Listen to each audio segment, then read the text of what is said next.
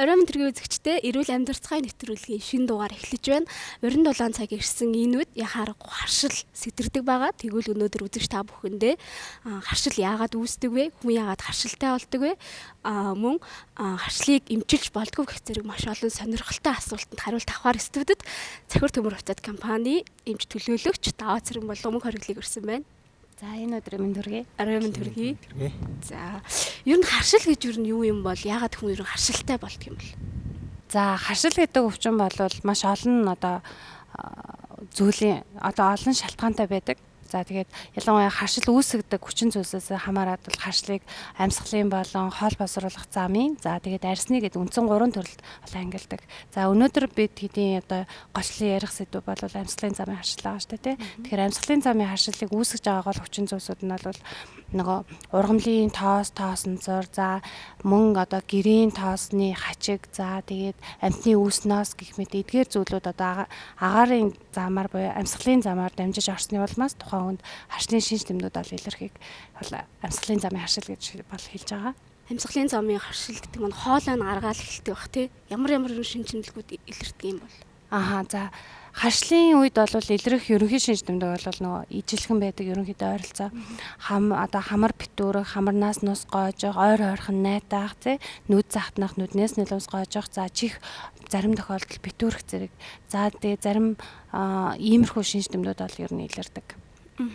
Харшилтай хүн боллоо гэж бодсон үед ер нь харшлын сорил заавал тавилах хэрэгтэй байдаг юм болов уу? Сорил тавилснаар ямар ач тустай гэдэг юм бол? Зөв асуулт. Яагаад гэвэл тухайн хүн амьсгалын замын харшилтай юу, хоол босруулах замын хоолны харшилтай юу те? Хоол хоол хүнсний харшилтай юу? Эсвэл арсны ямар нэгэн хүрэлцэх байдлаар харшил үүсэж гинүү гэдгийг нь ялган онцлохын тулд бол тухайн хүн заавал харшлын сорил тавиулах хэрэгтэй.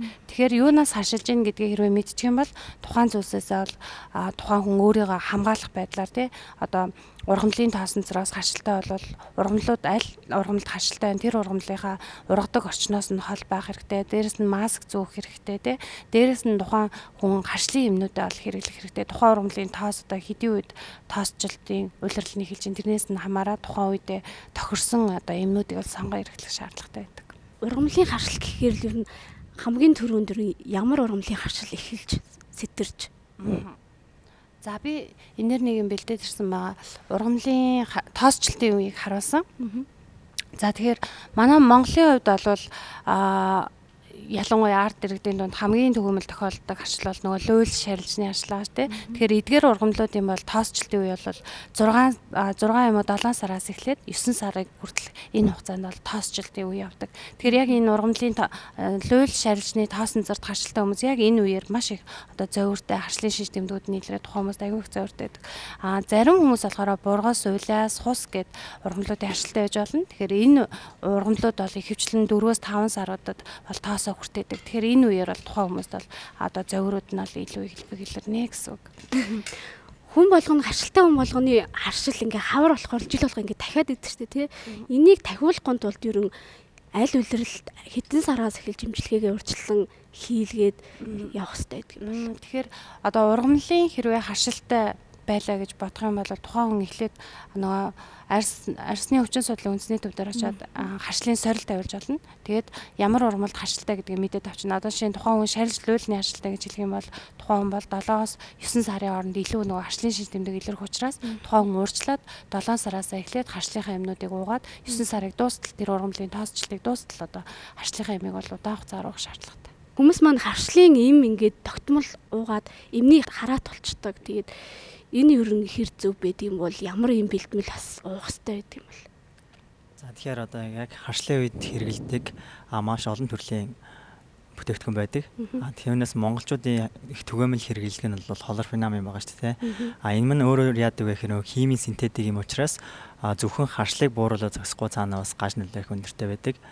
Тийм болохоор манахаас бас нэг 100 ургамлын гаралтай тийм бүтээгдэхүүн оруулж ирж байгаамаа. Энэ нь яг яадаг вэ гэхээр гаж нөлөө багтаа.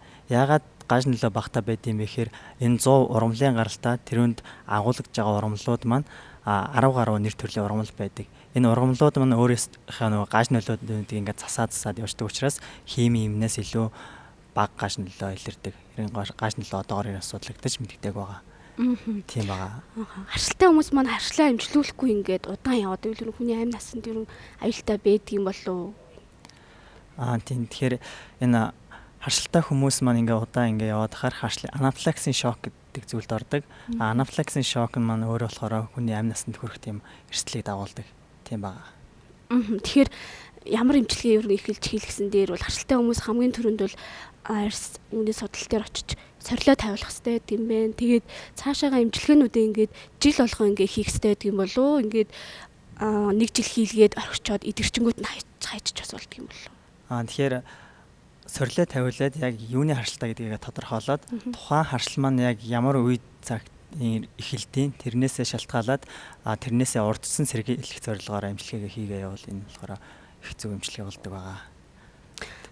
Харшлын эмний гаж нөлөө гэж юу байдаг юм болов байнга хэрэглэх тохиолдолд. Тийм. Тэгэхээр харшлын эмийн гаж нөлөө гэж болохоор байгаа.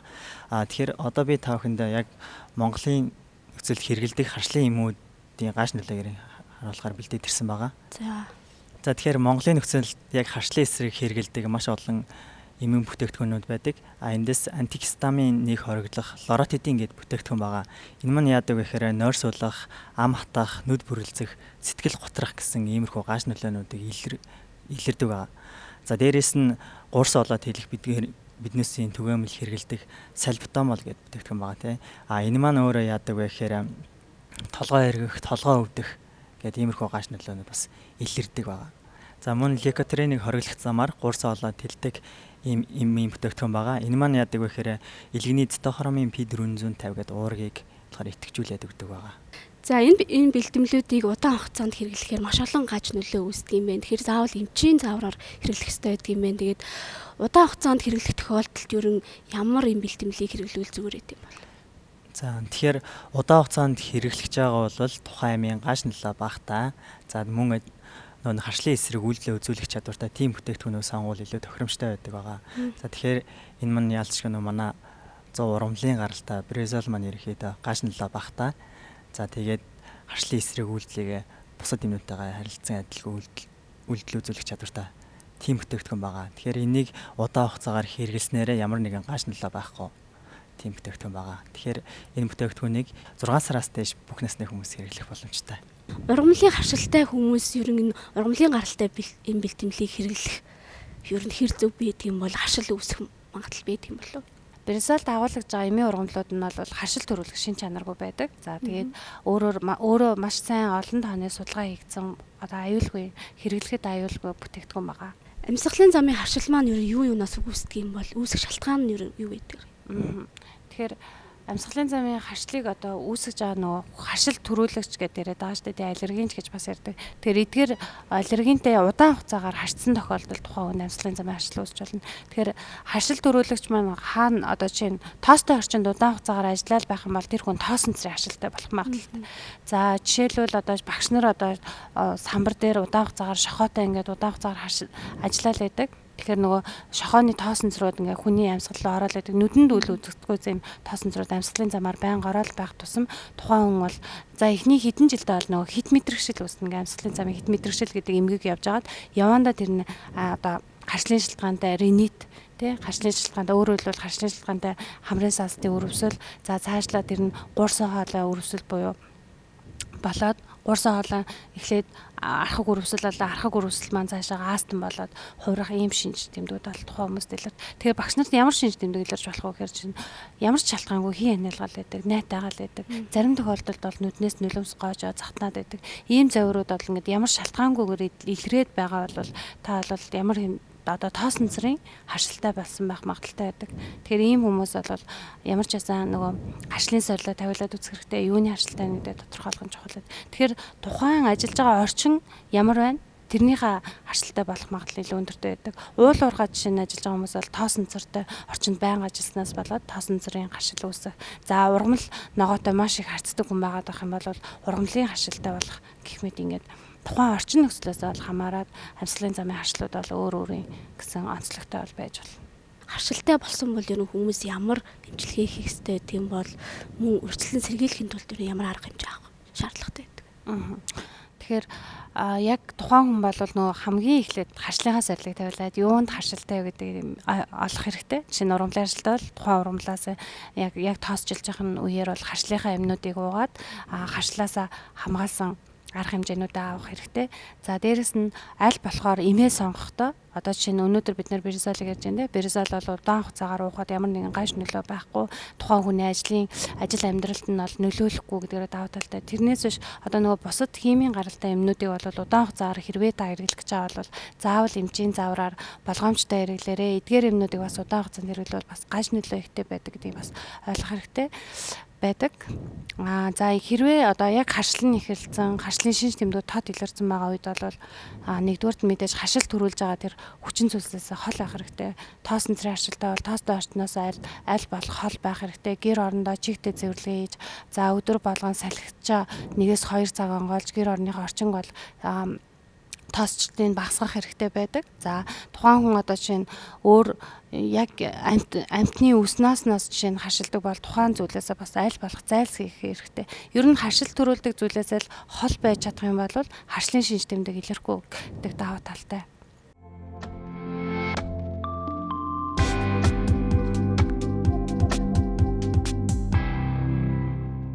За ингээд та бүхэндээ амьсгалын замын харшлын үед хэрэглэж болох биризол эмийн талаар та бүхэндээ танилцуулъя. За тэгэхээр биризол эмийн талаар ярихаас өмнө та бүхэндээ эхлээд харшлын талаар арай дэлгэрэнгүй танилцуулъя. За тэгэхээр энэ дээр бол ингээд та бүхэнд харуулж байна. За тэгэхээр энэ жижиг харагдж байгаа энэ шар хэсгүүд маань бол нөгөө нүдэнд үйл харагдах ургамлын тоосонцор, за амтны үүснээс, за тэгээд гэрийн тоосны хачиг гэх мэт жижиг тоос одоо харшил төрүүлэгчийг бол харуулсан байна. За тэгэхээр эдгээр харшил төрүүлэгч хүчин зүйлс маань бол хүний бие махбод дотор орших одоо энэ өрмөцс болох севентисийн мембран дээр буюу иммуноглобулин Е-тэй ингэж холбогдно. За ингээ холбогдонгууд яг энэ севентисийн дотор агуулгаж байгаа энэ гистамин гэсэн эдгээр бодисуудыг бол их хэмжээгээр ялгаруулж эхэлдэг.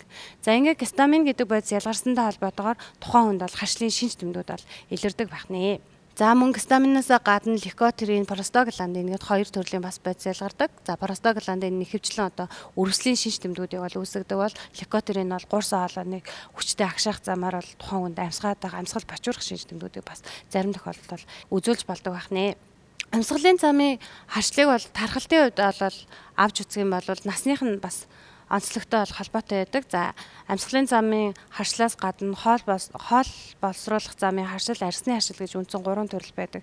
За тэр дундаа аваад үзэх юм бол амьсгалын замын харшил бол нас ахих тусмаа бол ихсэх хандлагатай байдаг бол хоол боловсруулах замын буюу хоол хүнсний харшил нь бол нас ахих тусмаа бол багасах хандлагатай бол байдаг байх нь. Харшлын шалтгаанд хамрын саалтын өрөвслийг бол үндсэнд нь бол 2 ангилдаг. За улирлын бол улирлын бос гэж 2 ангилдаг. За улирлын шалтгаанд харшлууд нь юу ихэвчлэн ордог вэ гэхээр ихэвчлэн ургамлын харшлууд ордог. За ургамлын харшлуудыг авч үзэх юм бол нэгдүгээрт нь бол хус уйлаас бургас нарасны харшлууд ордог. Мөн зарим хүмүүс дээр бол согоовор, ёргөг, үнгэн сүүл, нугын бэлэг зэрэг юм ургамлуудаас харшилтай байхад за монголчуудын хувьд бол ялангуяа 60-70% нь бол шаржлуулны харшилтай бол байдаг. За тэгээд энэ шаржлуулны харшил байж болно. За тэгэхээр эдгээр ургамлуудын яг тоосоо хүртээх цаг үед нь бол тухайн хүнд бол харшлын шинж тэмдэг бол маш тод хурцаар илэрдэг. Өөрөөр хэлбэл ханиалган, найтайлган, за нүднээс нь нулимс гоожин, хамрын битүүрх гэх мэт ийм харшлын цэврүүд бол илэрдэг байгаа.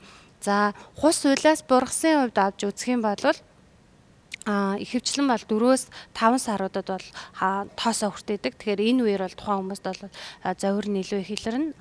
Харин согоовор, ёргөг зэрэг эдгээр ургамлууд нь бол 6 сараас тоосоо хүртээж эхэлдэг. Тэгэхээр яг энэ үеэр бас таны харшил хөдөлж ивэл та яг энэ хус согоовор, ёргөөр, үнгэн суул гэх мэт эдгээр ургамлаас бол харшилтай байх магадлал илүү өндөртэй байж болно. За дараа нь улирлын бас харшлын шалтгаанд хамрын саалтын өрөвсөлд нь ямар одоо харшил төрүүлэгчүүд байдаг вэ гэхээр нэгдүгээрт бол гэрийн тоосны хажиг байдаг. За энэ нь бол хүний одоо энгийн нүдэнд харагдахгүй маш жижиг хэмжээтэй ийм тоосны хажиг байдаг. Ийм хажигтай одоо хачигны харшилтай хүмүүс бол улирал хамаарахгүйгээр бүтэн жилийн туршдаа байнга ханиалгаад, найтайлгаад, нүднээс нулимс гоожоод, хамрын битүүрээд байх юм бол одоо гэрийн тоосны хачигны харшилтай байх магадaltaй байдаг. За үүнээс гадна удаан хугацаагаар одоо амтан тижээсэн нохой, муур зэрэг амтныг бол тижээдэг хүмүүстээр бас илэрч болох нэг харшил бол яг энэ амтны өснөөс хаг хогжуул за тэгээд шүлс тэ шээсний уургуудаас бол харшлал үүсч болно. За тэгэхээр харшлыг бол та бүхэнд одоо ингээд эмгэж амын бол танилцуулъя. За түрүүн хэлсэн харшил төрүүлэгч хүчин зүйлсүүд маань бол хүний бие махбод руу нэвтэрч орж ирээд эхлээд хамрын сас руу нэвчиж орно. Ингээ хамрын сас руугаа нэвчиж орсны дараагаар бол нөгөө хүний биед байдаг өвөрмөц дархлааны хэсэг болох Т-эст бол илчлэгдэг. За ингээ Т-эс маань цаашдаа өвөрмөц биологийн идэвхтэй байцууд ялгаруулад Б-эсийг ялгаруулна. Б-эсүүдээс нь бол иммуноглобулин Е гэдэг байц ялгарна. Иммуноглобулин Е гэдэг байц маань бол хүний биед орших одоо энэ 70 мембран дээр очиж холбогддог байгаа. Тэгээ ингээд удаан хугацаанд тухайн хүн ингээд тоостой орчинд ажиллаж байх юм бол энэ тоосны аллергинууд нь хүний бие махбод руу ороод энэ орсоор байгаа тухайн хүнд бол амьсгалын замын хит мэдрэгчлийг үүсгэсэн байдаг.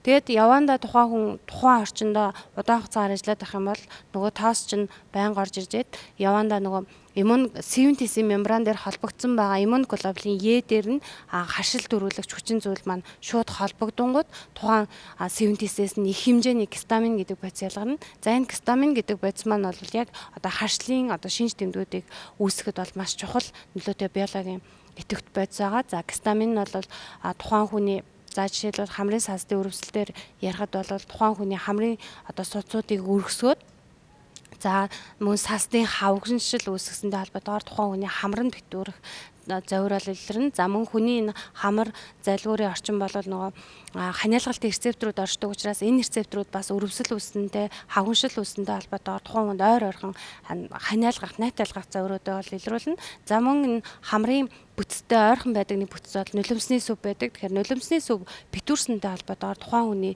нүднээс нь нулимс гоожих, за нүд захтнах бол завьрууд илэрнэ. За зарим өвчтнүүдэд дээр бол чих дүлээрх завьрууд илэрдэг. За энэ юутай холбоотойгоор хамар маань чихтэй холбоотой сонсголын гуусан цартай байдаг. Тэгэхээр энэ сонсголын гуусан цар маань одоо нөгөө салсын хавгшил үүснэнтэй холбоотойгоор мөн өрөвсөл үүснэнтэй холбоотойгоор битүүрснээс тухайн хүнд бас чих битүүрэх завьрууд бол зарим тохиолдолд илэрч болдог байна. Харшлын шалтгаантай хамрын сасны өрөвслийн эмийн эмчилгээний хэд хэдэн тактик бол байдаг. За тэгэхээр хамгийн гол нь одоо амьсгалын замын харшлаар өвдсөн байгаа эрт үе байна уу, хожуу үе байна уу гэдгээс хамаарат эмчилгээний тактикуд бол өөр байдаг. За эрт үед нь бол ихэвчлэн бол антигистамины эсрэг бэлтгэлүүд хэрэгэлдэг. Түрүүн хэлсэнчлэн гистамин бол яг харшлын одоо эмгэж аванд маш чухал нөлөөтэй байдаг. Гистаминыг бид нэр хэрвээ хоригдож чадах юм бол тухайн хүнд бол ямар нэгэн харшлын шинж тэмдэггүйгээр харшлын улирлыг бол даван туулах боломжийг бас олгож болж байгаамаа. За хожуу үед нь бол хэрэглэх бэлтгэлүүдийг бол ихэвчлэн эмчийн завраар бол заавал хэрэглэх шаардлагатай байдаг бөгөөд эдгээр эмнүүд бол тодорхой хэмжээний гаж нөлөөтэй байдаг учраас заавал эмчийн завраар хэрэглэх шаардлагатай. За амьсгалын замын эмийн эмчилгээний одоо хит хитэн эмийн бүлгүүдийг бол энэ дээр авч үзсэн байгаа. За тэгэхээр жишээлбэл одоо 70 тогтворжуулагч гэдэг. Тэгэхээр нөгөө гистамин гэдэг биологийн идэвхт байцыг өөртөө агуулж идэг энэ 70-ийн гадуур бүрхүүл болох мембраныг нь бэхжүүлчих юм бол дотроос нь гистамин ялгарч чадахгүй. Гистамин ялгарахгүй байна гэдэг чинь танд бол харшлын шинж тэмдэг илэрхгүй байх боломжийг бүрдүүлж байгаамаа. Тэгэхээр энэ эмүүдийг хэрвээ бид нэр удаан хугацаагаар хэрэглэвэл толгоо өвдөх, дотор мухаарах гэх мэт завьрууд бол илэрх боломжтой. За мөн одоо манай монголчуудын хамгийн их хэрэглэдэг одоо антигистамин эсрэг бэлтгэлүүд болох холорпинамид эдгээр бэлтгэлүүдийг бол хэрэглэх үед бол нойрсуулах, ам хатах, нүд бүрэлзэх, сэтгэл готрох зэрэг эдгээр завьрууд бол илэрч болдог. За мөн антилейкотрины бүлгийн эмнүүдийг бас хэрэглэх үед бол хэдийгээр одоо тухайн хүнд гуурсан хоолойг тэлээд харшлын шинж тэмдгүүд багасж байгаа ч гэсэн тухайн хүн удаан хугацаагаар хэрэглэх юм бол илгэнд ачаалал өгч илгэний одоо өрөвслүүдийг үүсгэх одоо ийм гаш нөлөөнүүд бол илэрх боломжтой байдаг. Ийм учраас харшлын эмүүдийг болж өгвөл эмчийн завраар тодорхой хугацаагаар хэрэглэх нь бол тохиромжтой юм аа. За тэгэхээр эдгээр зөв одоо гаш нөлөө илрүүлэхгүй мөртлөө айгүй үр дүн маш одоо үр дүн сайтай бүтээгдэхүүн бол манай березол байгаа. За тэгэхээр березол маань ямар үйлдэлүүд үзүүлэх замаар харшлын эсрэг үйлдэл үзүүлдэг вэ гэхээр нэгдүгээрт бол нөгөө иммуноглобулин E-ийн түвшинг бууруулдаг. За мөн 70-ийнхаа нөгөө мембраныг сайхан бэхжүүлээд өгчих юм бол гистамин ялгаралтай хоригддаг. Дээрээс нь бронхын тэлээд өгдөг. Гистаминыг ер нь харшилтай хүн удаан хугацаагаар яваад ахаар за яг амьсгалын дээд замын харшилтай хүн удаан хугацаагаар яваад ах юм бол явандаа астм өвчний суур болдог. Астм хэрвээ өвчтэй болох юм бол тэр хүн амьдралынхаа туршид гурсан хоолой тэлэгч эмийг бол хэрэглэх шаардлагатай болдог. Тэгэхээр бирюзолд бас гурсан хоолой тэлэх үйлдэл бас байдаг. За мөн сансны хүчин зүйлсүүдийг бууруулах, дээрэс нь өрөвсөл бууруулах юм олон үйлдэлүүдийг нэгэн дор үзүүлдгээрээ давуу талтай ийм бүтээгдэхүүн байгаамаа. За бирюзол дотор агуулгаж байгаа ургамлуудыг танилцуулах юм бол нэгдүгээрт бол куркума лонго гэдээ маш өндөр тунгаар агуулсан байгаа. За энэ куркума лонго гэдэг ургамлыг бол манай Монголын ард түмэн бол турмерик гэдэг нэрээр нэвчлэн мэддэг. За энэ турмерик дотор агуулж байгаа куркумин гэдэг биологи идэвхтэй бодис нь бол одоо гистаминыг ялгаруулад байгаа тэр синтезийн мембраныг бэхжүүлэх замаар одоо харшлын шинж тэмдгүүдийг арилгадаг ийм давуу талтай байгаа. За үүнээсээ гадна октинум сактум адхотой васика гэсэн хоёр төрлийн ургамал байдаг. За адхотой васика бол ялангуяа харшлын шалтгаантай хий ханиалгаж байгаа зовируудыг бол маш сайн намдаах нөлөө үзүүлдэг бол октинум сактум нь болохоор маш их одоо ингээд харшлын шинж тэмдгүүд илрээд нус гоожоод найтаагаад байгаа хүмүүстэр бол ялангуяа нусыг сайхан шингэлэх тийм үйлдэл бол үзүүлдэг байгаа. За мөн өрөвслийн эсрэг үйлдэлтэй ургамлуудыг давхар агуулсан байдаг. Тэгэхээр харшил явагдаж байна гэдэг бол цаана тодорхой хэмжээгээр өрөвсөл явж байгаа гэсэн үг. Тэгэхээр өрөвслийн эсрэг үйлдэлтэй ургамлуудыг бас давхар агуулсан байна гэдэг маань бол харшлыг бол бүрэн бүх талаас нь нэмчлэх боломжийг бол бирюзол бол олгож байгаамаа. За бирюзол юм дээр бол маш олон тооны судалгаа бол хийгдсэн байдаг. За тэгэхээр ялангуяа харшлын шалтгаантай хамрын сансдын өрөвслийн үед бол хийсэн судалгааг бол та бүхэн танилцуулж байна. За энэ 2012 онд хийгдсэн судалгаа. За энэхүү судалгааны гол дүгнэлт нь юу байсан бэ гэхээр ялангуяа харшлын үед илэрж байгаа ханиалгах, хамар битүүрэх, найтаах нүд захтнах гэх эдгээр зовируудыг хэрхэн намдааж байгааг нь бол энэхүү судалгаагаар бол харуулсан байна. Тэгэхээр эмчилгээний ихэнх үедэр бол ихэнх хүмүүсийн оноо бол 6-аас 8-ийн хооронд үнэлэгдэжсэн болвол эмчилгээг 4-7 хоногийн турш хэрэглэсний дараа бол тухайн хүмүүс дээр зовиргүй зарим хүмүүс дээр бол огт зовир илэрхгүй 0-аас 1 оноо хүртэл бол тухайн хүмүүсийн харшлын зовируудыг бол намдаасан гэсэн ийм судалгааны үр дүн гарсан байдаг. За бирюзолимыг хэрэглэх заалтын хувьд бол үндсэндээ бол хит хитэн заалтууд байдаг. За бирюзолимыг бол бүх төрлийн харшлын үед бол хэрэглэж болно. За дээрэс нь харшлын шалтгаантай хамрын сансдын өрөвслүүд, за харшлын шалтгаантай гуурсан хоолой өрөвслүүдийн үед болон ургамлын харшил, тоосон цэрийн харшлын үед бол бүх хүмүүс хэрэглэх боломжтой ийм бүтээгдэхүүн байгаа. За бирюзол нь бол үндсэн хоёр төрөл байдаг. Шахмал болон сироп гэд. За шахамлыг нь бол 2-оос дээш настай хүмүүс хэрэглэх боломжтой. За сиропыг нь бол 6 сараас дээш сартай бүх хүмүүс хэрэглэх боломжтой юм аа. Бирюзол им маань бол маш олон тооны судалгаагаар батлагдсан 100% ургамлын найрлагатай. За хэрэглэхэд аюулгүй юм бэлтгэл байгаа бөгөөд удаан хугацаар хэрэглэсэн тохиолдолд ямар нэгэн гаж нөлөө илэрдэггүй гэдгээр бол бусад одоо харшлын имнээс бол ялгаатай давуу талтай юм бүтээгдэхүүн байгаамаа. Тэгэхээр та бүхэнд ямар нэгэн харшлын шинж тэмдгүүд илэрсэн байгаа бол харшлын улирлаа дуустал бирюзолыг бол удаан хугацаар хэрэглэж болох юм аа.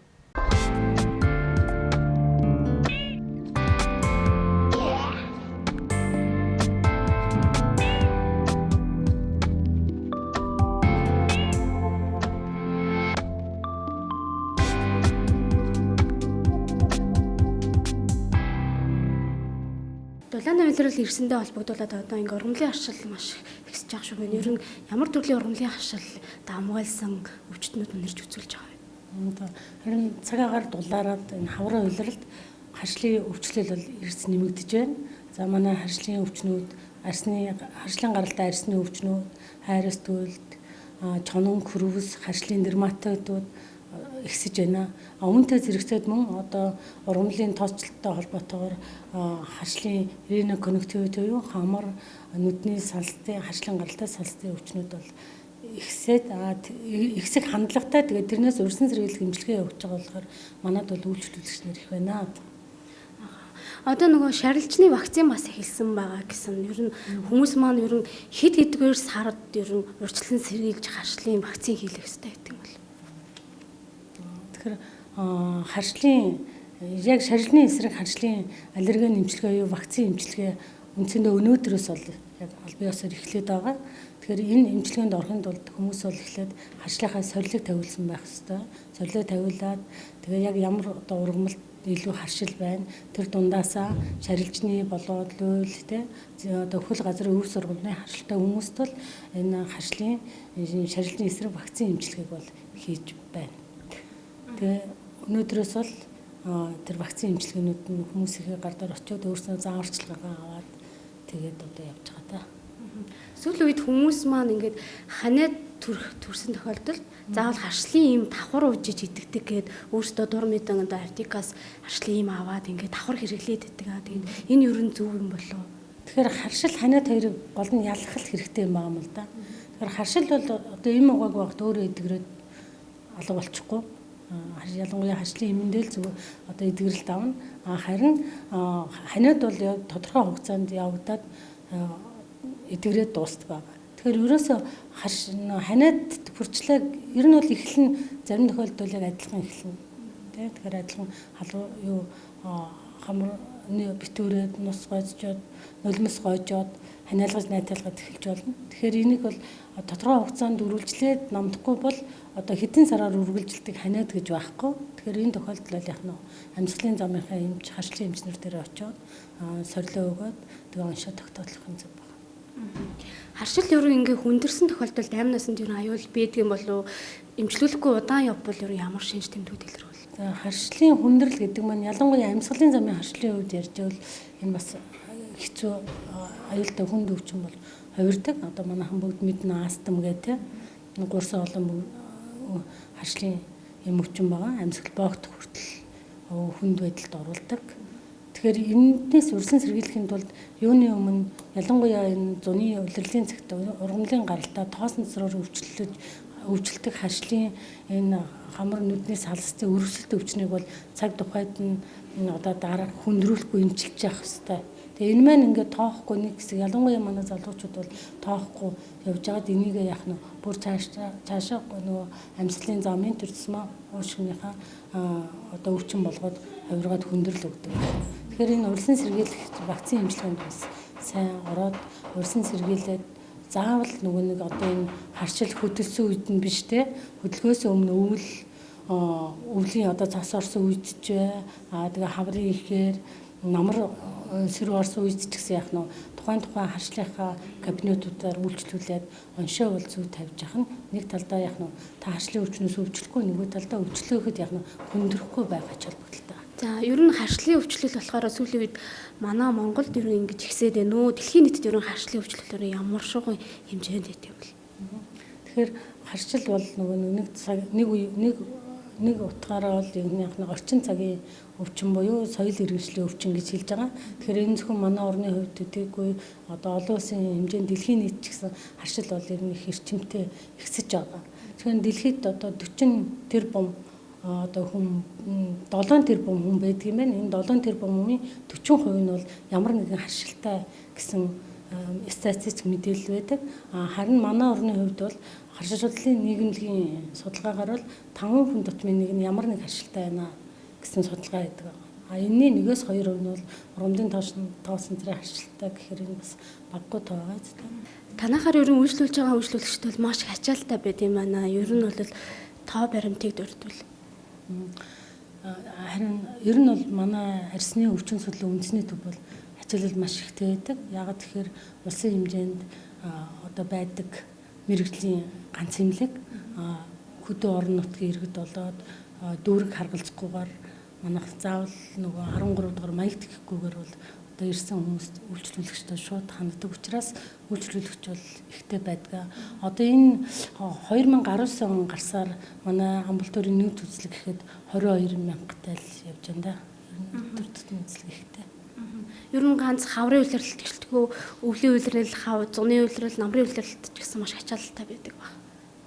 Тийм нэг улирал ер нь л харгалзахгүй дээ. Тийм яг улирлаад байгаад өвчлөлийн ерөнхий хэсэлт нь л өөр болохоос зөвөр үйлчлүүлэгчийн тэр ачаалал тоо бол яалтчгүй нэг цагаан сарын үеэр тэгээд нэг шинэ жил мэлээр бол арай аль жимлэг тийм л байгаа. Тэгээ бос тохиолдолд маш их ачаалтай. Тэгээд ялангуяа зуны улирал эхлээд ирэхээр нөгөө бас давхар нэг харшлын кабинетуудад манайх 5 харшлын эмч суудаг болохоор тэр харшлын амьсгалын замын зөвөртэй хүмүүст бол яг онцлогоог нь хийж өгөхөд бол үзлэг илүү их хэсдэг байна. Харшилтай эцэг эхчүүдээс хүүхдэд удамших магадлал маш өндөр байдаг гэсэн. Ер нь бол энэ удамшуулахгүйгээр эмчилгээ хийх боломж юу байдаг юм болов уу? Эцэг эхчүүд маань бас нэг хүүхдтэй харшлаа өвлүүлэхгүй дээ. Хүүхд нь бас харшилтай болгочихгүйсэн гэж маш их сэтгэл санаанд тавьдаг байх шүү дээ. Тэгэхээр харшлын өвчин бүхэн бол удамшихгүй. Гэтэ тодорхой одоо хэмжээний зарим нэг өвчлөл яг нь хаашлах магадлалтай, хаашлын генд амжих магадлалтай гэж бас үздэг байгаа. Жишээлх юм бол эцгийнх хоёр нь хоёул одоо эрүүл байх юм бол тэдний дундаас яг нь харшлын өвчнөр өвчлөх магадлал бол төрсөн хүүхдийн харшлын өвчнөр өвчлөх магадлал нь 20% таа байдаг. Гэтэл аль нэг нь харшлын өвчтэй байх юм бол тэдгээрээс гарсан хүүхдийн 50% нь бол харшлын өвчнөр өвчлөх магадлал байх юм. Хоёулаа харшилтай бол одоо 75% нь харшлах магадлалтай байдаг.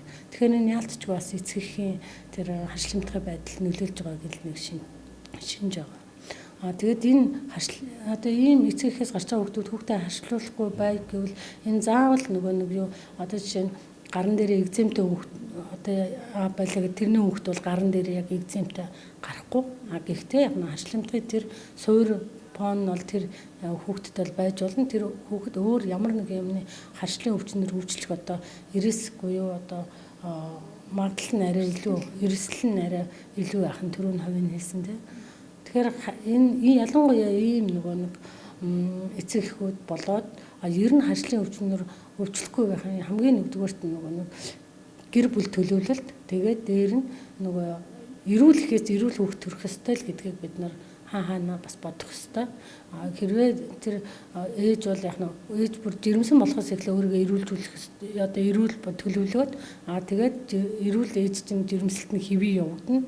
Тэгээд хэвээ явагдаад жирэмсний хугацаанд ямар нэгэн өвчмөг тусгуугаар зөв хяналтандаа яваад зөв ингээд эрүүл төрөх юм бол яг нь гарсан хүүхэд маань эцэг нь харилцаатайч харьцангуй эрүүл хүүхэд гарахаар тэр харшлаар өвчлөх магадлал нь бол хамаагүй л бага байх болно.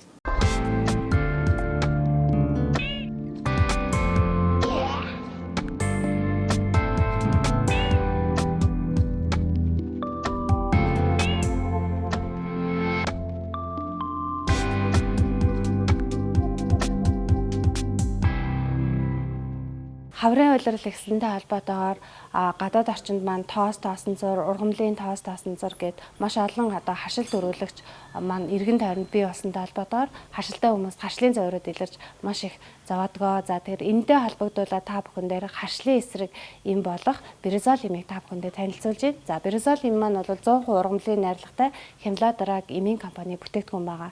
За мөн үндсэн 2 төрөл байдаг. Шахамлаар болон сиропор гэсэн үндсэн 2 төрөлтэй.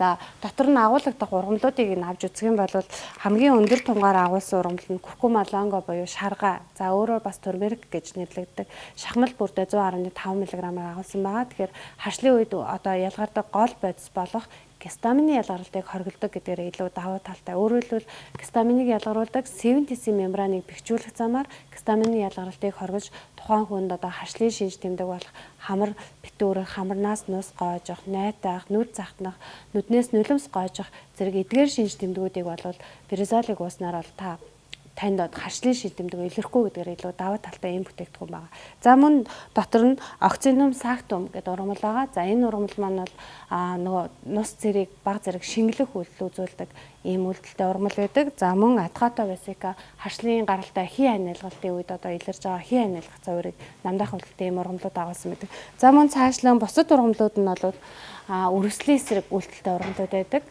За тэгэхээр харшлын үед илэрч байгаа үргэлжлэлийн шинж тэмдгүүдийг бас бууруулдаг гэдгээр энэ давуу талтай юм бүтээгдэхүүн байнамаа. За биризолын шахмал хэлбэрийг бол 2-оос дээш настай насанд хүрэгчид бол хэрэглүүл илүү тохиромжтой. За сиропын бага насны хүүхдүүд буюу 6 сараас дээш сартай хүүхдүүд бол хэрэглэнэ. За хэрэглэх аргын хувьд бол сиропыг нэг цайны халбаар өдөрт 2 удаа, хоолны дараа, за шахамлын 1 ширхгээр өдөрт 2 удаа хүүхэд дуuna, насанд хүрэгчид 2 ширхгээр өдөрт 2 удаа уудаг ийм бүтээгдэхүүн байнамаа. За та бүхэндээ харшлын эсрэг эмийн эмчилгээнд хавсран хэрэглэж болох сэвтлийн бүтээгдэхүүн талаар дэлгэрэнгүй танилцуулъя. За сэвтлийн нэг ихэнх хүмүүс бол тархлаа дэмжих бэлтгэл гэдгээр нь бол мэддэг. Гэхдээ үүнд бас бол давхар үйлдэл болох одоо үргэлжлэлийн эсрэг, дээрэс нь харшлын эсрэг гэсэн үндсэн 2 төрлийн үйлдэл байдаг. Тэгэхээр харшлын бусад эмнүүдтэйг бол та бүхэн сэвтлийн нэг хавсран хэрэглүүл илүү үр дүнтэй байна. За сэвтлийн нь бол сиропор болон шахамлаар гэсэн үндсэн 2 төрөл байдаг. За сиропын нь бол бага насны хүүхдүүд буюу бүр 0-аас 0 настайгаас бол хэрэглэх боломжтой. Шахамлыг нь 2-оос дээш насны хүүхдүүд бол хэрэглэх боломжтой байдаг. За насанд хүрэгчдийн хувьд бол сэвтлийн 1 2 ширхгээр өдөрт 3 удаа, за хүүхэд бол 1 ширхгээр өдөрт 3 удаа, за сиропыг нь 1 цайны халбаар өдөрт 2-оос 3 удаа бол хүүхдэд уулгаж хэрэглэнэ. За сэвтлийн удаан хугацаар хэрэглэхэд бол ямар нэгэн гаш нөлөө байдаггүй. За маш олон тооны судалгаа хийгдсэн байдаг. Ойролцоогоор 250 гаруй судалгаа хийгдсэн баталгаатай, найдвартай бүтээгдэхүүн байна.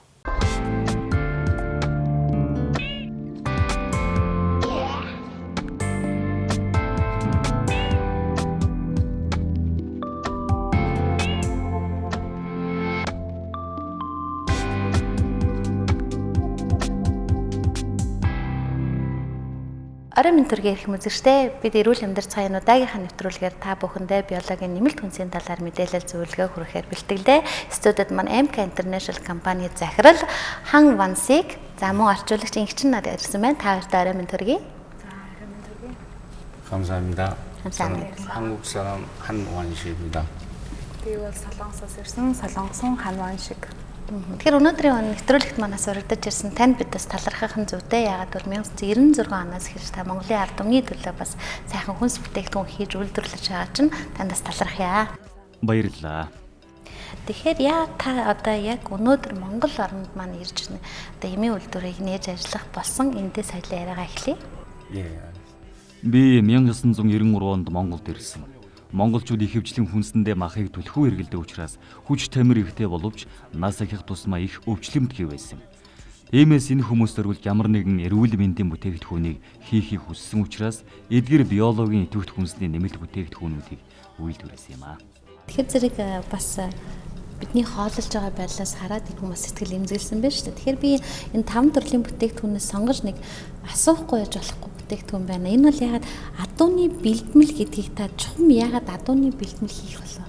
일단은 Эдгээр бүтээгдэхүүнүүдийг үйлдвэрлэхдээ хамгийн гол нь би хүмүүс хэрэглэнэ гэсэн утгаар технологийн өндөр түвшинд үйлдвэрлэсэн. Бид бүхэн адууны бэлтгэлийг үйлдвэрлэхээс өмнө хамгийн хар ямааны бэлтгэлийг үйлдвэрлэсэн. Монгол болон Солонгост аль алинд нь ямаа байдаг. Гэвч Монгол орн эрсдэс уур амьсгалтайгаас гадна 6 сарын турш хүйтэн байдаг. Тиймээс Монголын хар ямаа нь эм эмчилгээний хувьд илүү сайн. Солонгосын Кайстро эрүүл мэндийн судалгааны хүрээлэнд хар ямааны бэлтгэлийнхээ талаар илтгэл тавьж оролцсон.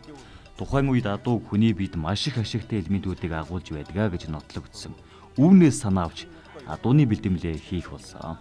Та тэгэхээр өөрөө бас эм найруулагчийн мэрэгчлэлтэй байсан тийм? 네. Тийм учраас магадгүй яг энэ одоо альва нэг бүтээгдэхүүний орц найдлага гэдэг дээр бол маш их ариун туршлагатай байсан баха. Тэгэхээр адууны бэлтгэл маань өнөөдөр хамгийн чухал зүйл гэж таны ярианаас сонслоо. Бас тэгэхээр энэ маань та үзэгчдэд арай дэлгэрэнгүй тайлбарлаж өгөө. Яагаад бид нар өнөөдөр адууны бэлтгэл хэрэглэх нь хэрэгтэй? Хинт хэрэгтэй? Та бүгдээ мэддэгчлэн адуу бол маш хүчтэй амьтан. Морины өөрийн биеийн жин нь 300 кг байдаг. Морь маань дээрээ хүн суулгаад цагт 60 км давхдаг. Ингэж давхихад ч морь цуцдаггүй. Энэ бол маш бат бөх ястай шинж. Гэвч хүмүүс адууны махыг л иддэг боловч ясыг эрүүл мэндийн чиглэлээр хэрэглэж чаддаггүй. Иймээс адууны ясыг 100% хүний бие шингээхийн тулд адууны бэлтгэл болон хемокальцийг үйлдвэрлэсэн. Адууны бэлтгэл нь үеийн мөч ясны сэргэжилт, ясны хугаралтанд сайн үр дүнтэй бүтээгдэхүүн. 하면서 사람들이 넘어지면 잘 뿌. Ямар ч насны хүмүүс хэрэгжилж болно гэж бодгоо одоо адууны бэлтгэлийг. 나이가 한 7-оос дээш бүх насны хүмүүс хэрэглэж болно. Гэвч жирэмсэн эхчүүд болон бамбай улжирхын хордлоготой үед хэрэглэж болохгүй. Мөн даралт ихтэй хүмүүс өдрийн нэгээр хэрэглэдэг. 일일 Тэгэхээр нэг зүйлийг би бас асууя. MK International компани яг энэ бүтээгдэхүүнүүдийг авахд заашгүй эмчид очиж хандаж үзүүлсэн байх ёстой. Эсвэл компани маань өөрөө одоо очивол өөрийн гэсэн эмчтэй яг энэ талын зөвлөгөөг өгдөг үү? Аль эсвэл энийг бид нар биологийн нэмэлт хүнс эмчингээл дураараа авч хэрэглэж болох уу? 네. Би 20 жилийн турш энэхүү бүтээгдэхүүнүүдийн талаар хүмүүст зөвлөгөө өгч ирсэн. Олон өвчтөнгүүд манайд ирдэг. Би тэр хүмүүсийг үзээ тухайн хүнд тохирох бэлтгэлийг эхний ээлжинд 5 хоногоор уулгадаг. Тэгээд үр дүн гараад ирлээгээд хүмүүс өргөжлүүлэн уухаар ирдэг. Ер нь бол үйлчлүүлэгчид маань эмчид үзүүлээд ирсэн ч болно. Манайд ирж үзүүлээд зөвлөгөө аваад бүтээгдэхүүнээ хэрэгэлсэн ч болно. Тэгэхээр нэгсэндээс тухайн одоо авсан хүмүүс маань хэр зэрэг байна гэдгийг бас динамик өөрчлөлтийг харж байгаа юм байна гэж ойлголаа. Өнөөдөр манай студид маань бас яг эдгээр бүтээгдэхүүнүүдийг хэрэглэж үр дүнгийн амссан бас одоо хэрэглэгч нар маань ирсэн байгаа. Та бүхэндээс орой мэндийг хүргэе. За ингээд одоо таньдгаараа тийм ээ олонний таньдаараа Эрүүл Батрахаасаа би эхлээд асууя. Та бас энэ хар ямааны бэлтгэл, адууны бэлтгэл дээр бас нэлээ одоо үзэгчдэд рекламыг хүргэсэн байгаа. Тэгэхээр та чухам энэ бүтээгдэхүүнийг яагаад хэрэглэх болов? Танд ямар үр дүн гарсан? Яг энэ талаар хоёлаас яриагаа эхлэе. За тэгэхээр их сайхан асуулт. Би тэгэхээр энэ бэлтгэл инээтрийг гэдэг мэддэггүй байсан. Тэгээ яг хөө миний би чинь нуруу өвдөд ерөөсө болж өгөхгүй. Тэгэл одоо хятадын бартаа лент наагаад бардггүй. Ёстой нөгөө юу гэдэг нэг солонгосын нэг давхар лент тэгээд бас болдгоо. Тэгээ одоо яг хөө энэ ч мэдэхгүй зөгөөд байсан. Тэгээд ингээд нурууга баахан нээлт ленттэй л туун ерөөс. Тэгэл тэр чинь манай гэрээр зөнд авчихсан байна. Тэгээ нэг өдөр манай тэр цогоо гэж зураглаач. Бас л би яг хөө та яагаад байгаа гэсэн миний нуруу өвдөд одоо ингээд нэг ленттэй л ингээд тэр цогоо бол эднийтэй бас холбоотой байсан байна л дээ. Гэсэн хөөш нэрг баха. Та тэр юун дээр очооч. Хар ямааны бэлтгэл дээр. Уу хар ямааны бэлтгэлээ чи би бас нэг яваад идэв. Тэгээ тэр чин тэр нуруунд цай. Үгүй тэрний чин хажууд бас адууны бэлтгэл гэж гарсан гэх. 2010 онд юм. За ингээд яг өвчтөе хүн чин одоо ястаа нөгөө тэгээд бардггүй ингээд бардггүй юу гэдэг чүлээ тэр шиг болгоон байгаад арга бараад нэг ирлээ дээ. Тэгэл ирсэн энэ солонгос эмчтэй уулзаал ингээд юуасан чин ерөөсөө л нөгөө ленттэйгээ давхиж ирэхгүй. Тэрийг үзээж бариал одоо ингээл юуасан чинь за таны бөөр өвдсөн байна. Нуруутаа ноцолдохгүй. Өвдөгтэй ноцолдохгүй. Бөөртэй ш ноцолдно гэдэг юм байна. Тэгэхээр н одоо би чинь хэрэг баргийн юмд итгэдэггүй хүн шүү дээ. Тэгээд за одоо бөөр гэхээр чи одоо бөөр өвдмөр юм аа. Би чи бөөр миний бөөр зүгээр одоо яах вэ? Гэхдээ худлаа л атч байна даа л гэж бодлаа. Тэгсэн маань хүн өглөө нэг 3 юутай хайрцагт юм өгөөд тэгээд бас яг хөө энэ хүн сэргэлэмч тэгээд өгөөд энийг уугаад үзгэлээ уугаад ингээд хэд хоног уугаад үзлээ нэг нь бол халуун усанд дүрж уун хоёрыг нь болохлоо зэрэг авч явж байгаад ингээд дуртай үедээ ингээд шагаад уучих нэгэд тэгсэн нөгөө лент нагаад байсан юу чинь зүгээр шүү тэгээд л ерөөсөө ерөнхийдөө би чинь нэг сар уусан баха сар уугаал тэгэл дараа нь ястаа жинкнээс нөгөө рекламд ч тоглолоо шүү дээ. Жинхэн одоо ингэдгийг бай шүү тамина гэж. Тэгж ирж би одоо энэ компанитай энэ одоо эмчтэй холбогдсон юм байгаа. Тэгэхээр зэрэг ер нь монголчууд ярьдгийг. Адуу бол адууны мах бол элгэнд сайн, ямааны мах бол уушгинд сайн гэдгийг. Бүр дээр үйсэн манай эцэг өвгдөөс. Тэгэхээр бол би бол одоо ерөн сүүлийн үед ерөөсөө энэ адуу гэдэг юмны чинь бүтээгдэхүүнийг хэрэглэх дуртай, одоо махын идэх их дуртай, шингэц сайтай. За тэгээд энэ юуг чинь юугаад тэгээ 2010 оноос хойш бол одоо би ерөөсөө нөгөө лент мент чинь ортоос мартсан. Ерөөсөө тийм байхгүй. За яг зүгээр сууж угаад нэг хай нэг жоохон чилнэ. Тэгээ чилээд өмдөг нэг янган живддэг байсан, нэг хатгаж живддэг байсан. Тэр бол байхгүй. Тэгэхээр зэрэг бол энийг бол биологийн юм хэрэглэх хэрэгтэй. Хими юм биш. Би бол одоо энэ үзэгчтэй хэлэхдээ бол юу өгөх чинь нэг үл одоо байгалийн буюу дээрээс нь биологийн одоо бүтээгдэхүүн хэрэглүүл одоо их зүгээр юм байна. Тэр хими юм чинь нэг нь нөгөөдөө бас жоохон хортой болчих болов уу гэж би болгоомжлж хэлж байгаа юм. Тэгэхээр зэрэг одоо би юу гэж хэлэх гэж нэг үл одоо эрүүлэнгийн дум инжаргалаан гэж байдаг. Ерөөсө эдхийн байна уу байхгүй байна уу тэр мөнгөтэй мөнгөгүй байна уу ганц эрүүл бөвөл бүгд олддог болохоор зэрэг эрүүл зовлонгуй байгаасаа гэж би бодож байна даа минийх. Баярлалаа Нарматар. Монгол хүн бүхэн эрүүл байх болтугай. Тэгэхээр өнөөдөр бас бид биологийн нэмэлт хүнсийн талаараас нэлээ харьцангуй ойлголттой болсон хүмүүс гэж бас өснийгөө боддог. Тэгэхээр та бас эрүүл байхын тулд бүтээгдэхүүнээ өргөжлүүлээд хэрэгжилж байгаа юу? Одоо тэгээд хэрэглэнэ. Одоохондоо үнэндээ би хэрэглээгүй өвдөхгүй болохоор Монгол хүн чинь их асааны юм байна шүү дээ. Ингээд ийм ууж жагаад юм уу ингэж явж жагаад өвдгөө бачгараа ингээд хайчихдаг. Тэгэхээр зэрэг нөгөөдгөө гүйчэд идгээгээгүй энэ төр бас урхах байдаг юм шүү.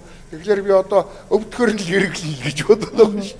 За энэ яриатай холбоотой би эмчээс асуух гэж байна л да монголчууд маань харьцангуй таны хэлсэнчлэн бас архаг өвчлөл өндөртэй хүмүүсээ. Тэгэхээр яг энэ тухайн аль нэг бүтээгдэхүүнийг сонгож хэрэглэж байгаа хүмүүсийн хамгийн бага хугацаанд хэрэглэх Яагаад гэвэл яг л одоо сая бидний нэргүү Батраахыг хэлдэг шиг өвдгөрний хэрэгжилжэл өвдөхгүй ахаар нь болчиход байна шүү дээ.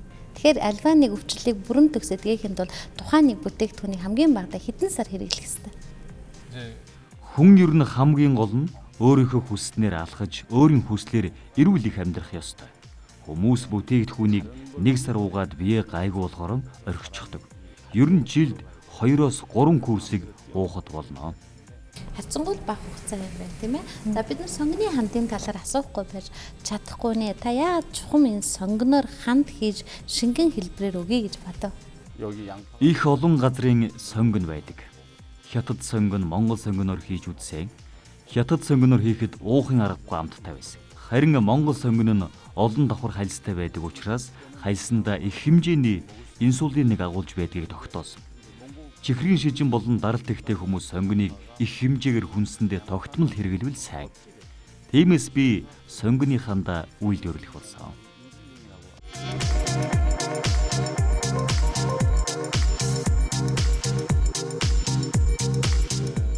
Манай компани туслах аж ахуй Төв аймгийн Баян Чандан суманд байдаг. Түүхийд туслах аж ахуйгаас бэлтгэдэг. Эдгээр чандлын тогоонд түүхий идүүдийн 48 цаг чанж боловсруулдаг. Боловсруулсан бүтээгдэхүүнээ шингэнийг ялгах төхөөрөмж рүү шилжүүлдэг. Энэ төхөөрөмжнөөс 2 төрлийн шүүлтүүрлүү шилжин шүүлтүүрээс савлгааны тоног төхөөрөмж рүү шилждэг. Ингээд савлгааны төхөөрөмжөөс эцсийн бүтээгдэхүүн болж савлагдан хэрэглэгчийн гарт хүрдэг. Манай бүтээгдэхүүн нь химийн ямар ч найрлага ороогүй, малын болоод ургамлын гаралтай түүхийд орсон бөгөөд ариун цэврийн дээд стандартыг хангасан бүгд найрамдах Солонгос улсын сүүлийн үеийн дэвшилтэд тоног төхөөрөмжөөр үйлдвэрлэж байна.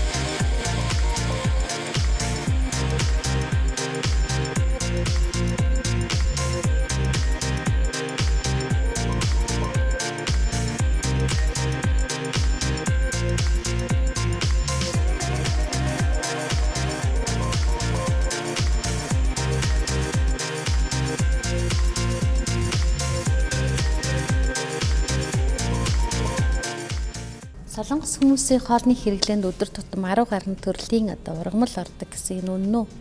Та өнөөдөр Монгол оронд амьдарч байхдаа эдгээрийг хэрэглэж чадчихэв үү? Эсвэл бүтээгдэхүүнээ хэрэглэждэг юм уу? Солонгос хоол нь эмийн ургамал болон хүнсний ногоогоор баялаг байдаг.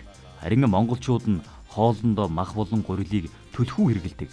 Тиймээс таргалалт ихтэй байдаг бөгөөд залуу наснда хүч чадалтай эрүүл жирэг юм шиг боловч нас ихээд ирэхээр маш их өвчлөл ихтэй байдаг. Тиймээс заавал манай сонгоны хандыг хэрэглэхгүйгээр өдөр тутмын хоолны хэрэгцээндээ сонгоныг их хэмжээгээр хэрэглэвэл зүйтэй. Сонгон маань цусыг цэвэрлэж, өөхлөлтийг багасгаж, даралтыг бууруулдаг. Тийм учраас эдгээр бүтээгдэхүүнүүдээс өөрт хэрэгтэй амин дэмүүдийг авдаг. Нийтлэг залуучуудын манд маш их гүзээтэй залуучууд бүсгүүчүүд маш их явж байгааг хараад таны сэтгэл бас эмзэглэдэг байхаа. Тэгэхээр зэрэг та яг эмч хүний хувьд тэр хүмүүст яг ямар бүтээгдэхүүн зөвлөх үү? Тийм ээ. Таргалалт нь юу гэсэн үг вэ гэхээр хүний биед хамгийн чухал 5 эрхтэн байдаг ба түүнийг 5 цул гэдэг. Тэр дундаас бөөр өвчлөхөөр цус өтгөрч цусны эргэлт мууддаг.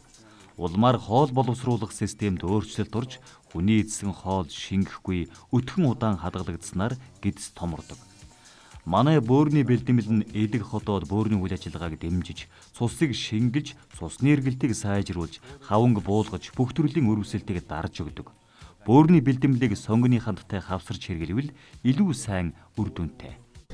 Би ч гэсэн бас эдгээр бүтээгдэхүүнүүдийг хараад бас монгол хүмүүс маань цаг агаар эрс засвар амьсгалд нэлээх бөөрийн өвшил харьцангуй их байдаг учраас бөөрийн бэлтгэл нь чухам яг яад юм бол таа гэж бодоцоолаа. Тэгэхээр яг эмчээ хэлсэн шиг өнөөдөр бас таны гэдээс харьцангуй их одоо өөхлөлттэй зам унтанд ямар нэгэн бөөрийн асуудалтай хаван хэрвээ байх юм бол одоо MK International компани сонгоны ханд буюу бөөрийн бүтээгдэхүүн мэлгээс авч хэрэглэж үзээрэй. Бас таны эрүүл мэндэд бас ашиг тусаа өгнө гэдэгт бас бид итгэлтэй байна. Ингээ студид манаас ирсэн өөрчлөлөгчийн бас яриаг та бүхэнд хүргье. За сайн байна уу? Энд хүрэлцэн ирсэн та бүхэнд олон телевиз үзэн суугаа үзэгчтэй энэ орой мэндийг хүргэе. Би анх энэ бүтээгдэхүүнийг 3 сарын өмнөөс яг анх танилцсан. Тэгээд миний болоод ходоод маш их өвддөг. Ходоод агшилттай гэж гарсан. Тэгээд өөр бас янз бүрийн юм тан хэрглэжсэн ч төдийлөн үр дүн өгөхгүй байсан. Тэгээд яг энэ бөөрийн бэлтгэлийг 1 сар хэрэглээд тэгээд ер нь бол ходоод махан хоол идэхлээр их өвддөг байсан бол тэр нь багасаад тэгээ бас одоо хүний өвтгөн те хэвийн хэмжээгээр гардаг болсон. Миний одоо яг өөрийнхөө хувьд тэгээ ер нь бол энэ бүтээгдэхүүнийг сонгож хэрэглэснээрээ ер нь онсон гэж бодож байгаа. Энэ бүтээгдэхүүнийг сонгож авах тэр одоо мэдээллийг чухам хаанаас авсан? Би таньдаг хүнээсээ сонсч ийсэн. Тэгээд энэ компани дээр очиж одоо эдний брошюрыг авч танилцаад тэгээд эхлээд бас эргэлзээд за авч хэрэгэлдэг ч юм уу байдаг ч юм уу гэд. Тэгэхэд хамгийн гол нь яг миний сонгох болсон шалтгаан гэхэлэр ямар ч химийн найрлага ороогүй цэвэр байгалийн гаралтай. Яг энэ бөөрийн бэлтгэл болохоор ямар ч тийм нөгөө юуг 30 гаруй нэр төрлийн урамлаас гаргаж авдаг гэд ямар ч химийн бодис ороогүй. Тийм болохоор нь бас сонгож хэрэгэлсэн. Тэгээ миний сонголт бас буруу байгаагүй, оновчтой байсан. За баярлалаа. Тэгэхээр эмчээс хоёлаа яг бөөрийн бүтээгдэхүүн гэдэгт одоо ямар найрлага орсон юм бэ? Бусад одоо бид нар маш олон одоо бөөрийн бүтээгдэхүүнүүдээс онцлог давуу тал нь яг юу юм? Монголд хамгийн байгаль сайтай, ургамал сайтай газрыг хөвсгөл гэж ярьдаг бол Солонгос улсад Жиргисан гэдэг нутагт хамгийн сайн чанарын эмчилгээний ургамлууд ургадаг. Эдгээр ургамлуудыг Монголд оруулж ирж бөөрийн бэлтгэлийн үйлдвэрлэдэг. Монгол орон эрсдэс уур амьсгалтай болохоор бөөрийн өвчтөй болон хавантай хүмүүс их байдаг. Тиймээс энэ хүмүүс зориулж 10 жилийн өмнө бөөрийн бэлтгэлийн үйлдвэрлэсэн. Уг бүтээгдэхүүн маань зөвхөн бөөрийн үйл ажиллагааг дэмжиж зогсохгүй, элэг ходоодны үйл ажиллагааг дэмжиж өгдөгөөрөн давуу талтай. Та бүхний бас үйлдвэрлэсэн бүтээгдэхүүнээс нэлээд одоо сүүл үйлдвэрлэгдсэн бүтээгдэхүүн маань энэ кальц байгаа юу? Энэ тэгээд яг одоо бас миний нэг асуух дуртай зүйл маш олон төрлийн кальц гэдэг. Тэгэхээр тэрнээс давуу тал нь юу вэ? За ямар ч байсан юм шишгэгийн хувьд нунтаг юм бэ? Бусад давуу талын сонсё. Хинч байсан өөрсдийн үйлдвэрлэсэн бүтээгдэхүүнийг хамгийн шилдэг нь хамгийн сайн гэж хэлэх байхаа. Гэхдээ хамгийн гол нь сайн үр дүн гаргасан чанартай бүтээгдэхүүн үйлдвэрлэх хэрэгтэй. Хичнээн уугаадаж үр дүн гаргахгүй бол тэр ямар ч хэрэгцээгүй. Манай компани бүтээгдэхүүнүүдтэй жилд 1 удаа Солонгос улсад шинжилгээнд оруулдаг. Жишээлбэл манай хемокальцийн нарилгад кальц, фосфор, магний, төмөр, цайр эдгээр элементүүд маш өндөр хэмжээгээр орсон байдаг. Ингэж хамтдаа орсон бүтээгдэхүүн ховор байдаг юм. Та манай үйлдвэрийн байран дээр очиод үзвэл мэдрэх байхаа. Их цэвэрхэн орчинд чанарын өндөр түвшинд хамгийн сүүлийн үеийн шилдэг тоног төхөөрөмжөөр үйлдвэрлэдэг болохыг хараад та хүлээн зөвшөөрөх байхаа. Тэгэхээр чухам энэ кальцийг яагаад сонгох болов? Та бас өөрийнхөө сэтгэлээс ярих уу? Ямар шалтгаанаар нэрийг бусад төрлийн бас кальцийг та хэрглэж байсан уу? Зөвхөн энэ кальцийг анх удаа хэрглэж үзсэн үү? Би урд нь ингээд кальц ууж исэн. Шахмал гадар одоо шахмал нөгөө бас ингээд нөгөө капсултай кальц уудаг. Тэгэхээр нөгөө ходоод өвдөдөг. Миний нэг үе мөч айгүй хөвддөг байсан. Тэгээ би энэ кальцийг авч ууснараа одоо ходоод өвдөхгүй, үе мөч өвдөхгүй сайхан болж.